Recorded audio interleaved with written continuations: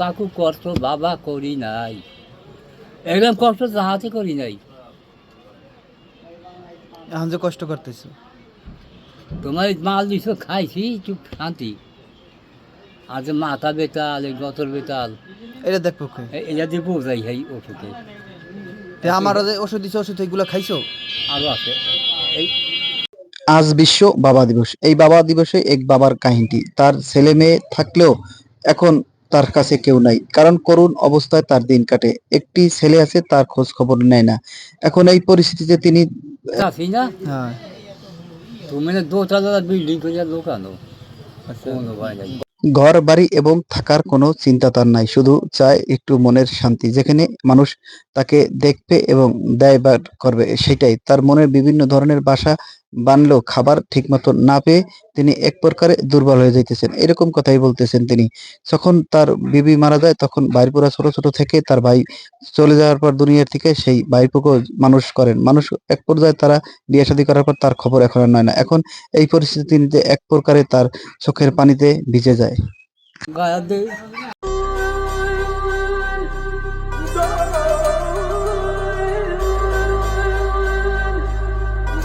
ছোটবেলা গায়ে কত দোস্ত এরকম হুটসার কাম করে না, সেই দোকানটা চাবি খুলে দিছে, হে হলে আমি 1 লাখ বোতল করছি, এরকম করে বেলা। সেই লোকটা কি খারাপ? এভাবেই কখনো কান্না করে, কখনো সুষ্ঠুভাবে কথা বলে, যেন তার কোনো কষ্টের কাহিনী শেষ হইতেছে না। এভাবেই চারিদিকে উকিঝুঁকি দেয়, দেখে কেউ কে পায় কিনা এবং তার কোনো খোঁজ খবর কোনো নাতি বা তার বাইর পড়া নেয় কিনা।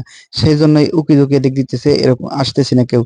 তখন আমি বললাম যে সমস্যা নাই, এটা আমি হয়তো দেখতেছি, চিকিৎসার ব্যবস্থা আমি করতেছি, এটা বললাম। কিন্তু প্রতিটা বাবাই যেন প্রত্যেকটা সন্তানের হৃদয়ের মণি।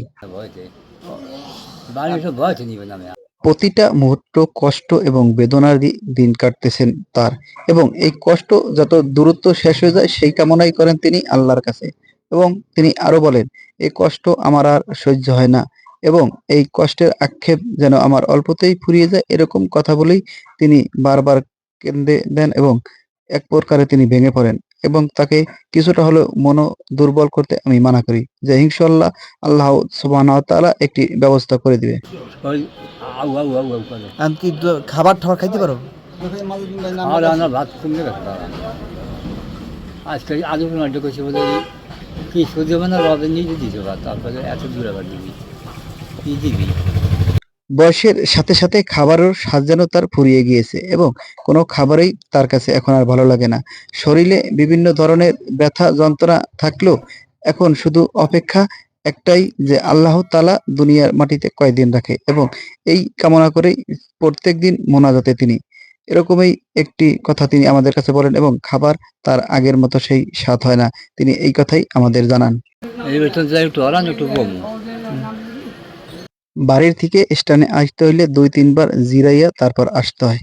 এরকম যেন নসিব আর কোনো বাবার কপালে না হয়, এবং সন্তান এবং সন্তানই যারাই থাকে প্রত্যেকটা বাবার প্রতি যেন খেয়াল থাকে। এই বাবা দিবসে এই একটাই চাওয়া, প্রতিটা বাবাই প্রতিটা সন্তানের হৃদয়ের মাঝে থাকুক, এবং এই কামনা করেই এই পর্যন্ত ভিডিও শেষ। ভালো লাগলে অবশ্যই শেয়ার করে দিবেন।